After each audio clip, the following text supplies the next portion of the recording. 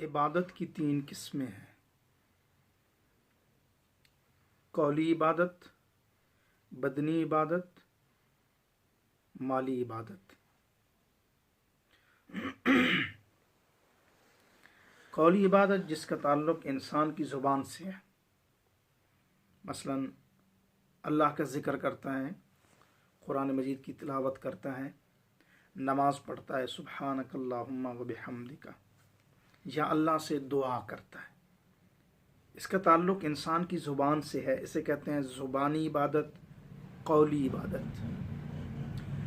دوسری قسم ہے جسمانی عبادت، جسم سے جو عبادت کی جاتی ہے، نماز میں ہاتھ باندھنا، قیام کرنا، رکوع کرنا، سجدہ کرنا، تشہد میں بیٹھنا اور اللہ کے گھر کا طواف کرنا، یہ جسمانی عبادت ہے۔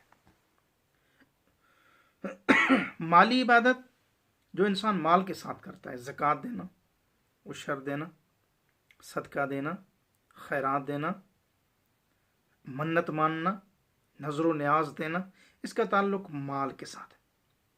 یہ تینوں قسم کی عبادتیں صرف اللہ ہی کے لیے ہونی چاہیے، ان میں کسی کو شریک نہیں کرنا چاہیے۔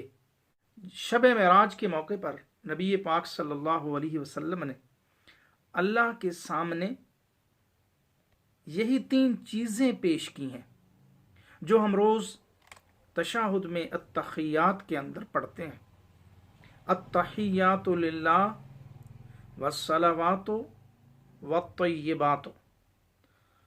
التحیات للہ، میری اور میری امت کی یا اللہ جو قولی عبادتیں ہیں، جو زبانی عبادتیں ہیں، وہ تیرے لیے ہیں۔ والصلوات، میری اور میری امت کی جو جسمانی عبادت ہے وہ بھی یا اللہ تیری لیے ہے۔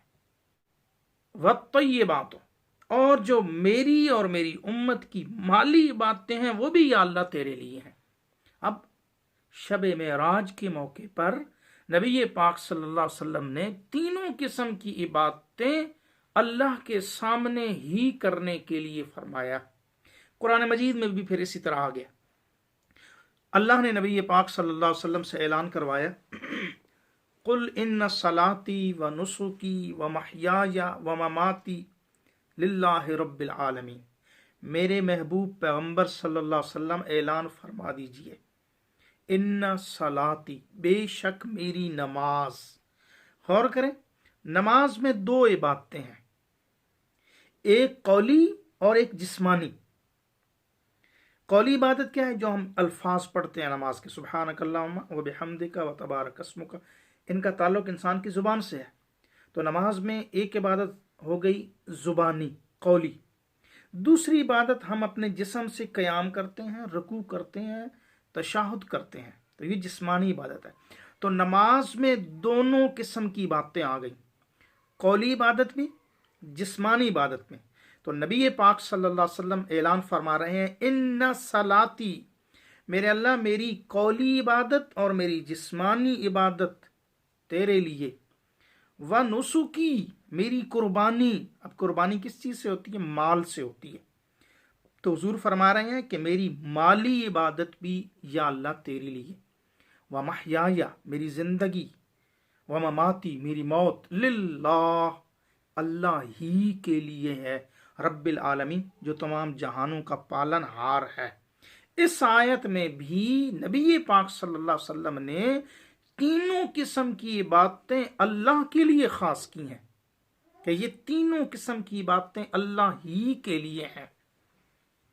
سورہ کوثر دیکھیں، اسی میں بھی اسی طرح ہے، اللہ نے فرمایا انا اعطیناک الکوثر، میرے پیغمبر صلی اللہ علیہ وسلم ہم نے آپ کو خیر کثیر عطا فرمایا، بہت ساری بھلائیاں عطا فرمائیں، قرآن مقدس جیسی کتاب دی، ایسی روحانی اولاد دی جو آپ پر قربان ہونے کے لیے تیار ہے، اور قیامت میں حوض کوثر کا مالک بنایا۔ آگے فرمایا فصلی لربک وانحر، ان نعمتوں پر جو اللہ نے آپ کو خیر کثیر دیا ہے ان پر شکرانے کے طور پر فصلی لربک، اپنے رب کا شکر ادا کرتے ہوئے نماز پڑھیں، یعنی اپنی قولی عبادت اور جسمانی عبادت اپنے رب کے لیے کریں، وانحر اور قربانی یعنی مالی عبادت بھی اللہ کے لیے کریں۔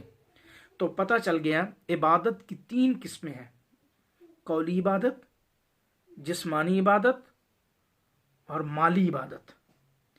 تو یہ تینوں قسم کی جو عبادتیں ہیں وہ صرف اللہ ہی کے لیے ہم نے کرنی